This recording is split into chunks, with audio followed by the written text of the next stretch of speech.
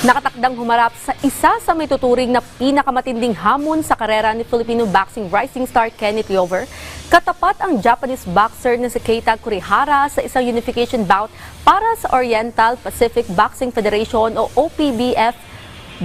Bantamweight crown sa susunod na linggo. Napasakamay ni Kurihara ang nasabing kampyonato noong 2023 matapos talunin ang Pinoy boxer na si Froilan Saludar via technical knockout.